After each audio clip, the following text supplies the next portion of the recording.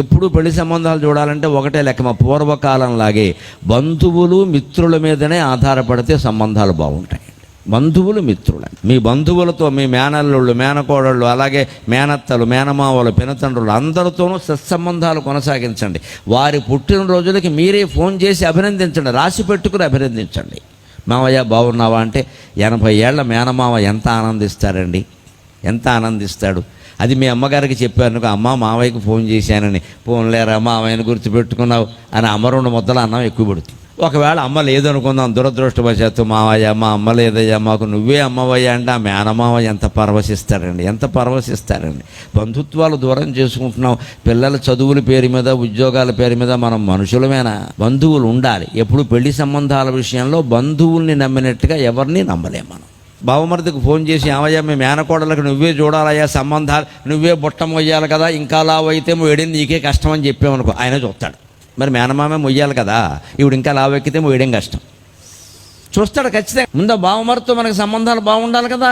ఎప్పుడు ఈవిడ ఇంట్లో భార్యను పట్టి మీ వాళ్ళు ఏం పెట్టారు, మీ వాళ్ళు ఏం పెట్టారు, ఈవిడతోనే బాగుండలేదు, బావమరితో ఏం బాగుంటాయి. ఇంకా ఏం పెట్టారో ఏం లేదో అయిపోయిందిగా, 20 ఏళ్ళు ఏంది, ఎందుకు వచ్చిన గొడవ ఇది. ఈ చిన్న చిన్న విషయాల కోసం ఊరికే పెట్టుబడులు వీటి మీద తగాదాలు పెట్టుకోకూడదండి. మేనమావలు, బావమరుదులు వీళ్ళందరినీ పిల్లలకి పరిచయం చేయాలి, దగ్గర చేయాలి. మావయ్య ఇచ్చాడరా కాస్త కాఫీ మంచినీళ్ళు కనుక్కో, మావయ్య ఎలా వెళ్ళిపోతున్నాడు రా, క్యాబ్ మాట్లాడి పంపించు, నువ్వు కూడా వెళ్ళు అని పిల్లలకి చెప్పాలండి. చదువులు బంధుత్వాల కంటే ముఖ్యం కావు, చదువులు ఆత్మీయతల కంటే ముఖ్యం కావు. ధనం ఎప్పుడూ మిగలదు, బంధం ఒక్కటే మిగులుతుంది, బంధువులు మిగులుతారు. గుర్తుపెట్టుకోండి, బంధువులను కాపాడుకోండి.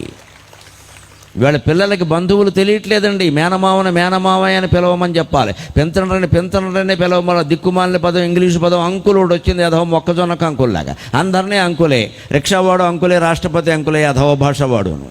మేనమావ వేరు, మావగారు వేరు, మావయ్య గారు వేరండి. మేనమావ అంటే అమ్మ తమ్ముడు, మావగారు అంటే పిల్లనిచ్చిన మావగారు, మావయ్య గారు అంటే మేనత్త మొగుడు. 3 బంధాలు ఉన్నాయి మనకి. మావయ్య గారు వేరు, మావగారు వేరు, మేనమావ వేరు. మేనమామ చాలా చక్కని భాష. మేను అంటే శరీరం, తల్లి మేనుతో సంబంధం కలిగిన వాడు ఆయన. ఆవిడ మేనమామ ఒకే తల్లికి పుట్టారు. మేను సంబంధం ఉంటే మేనమామ.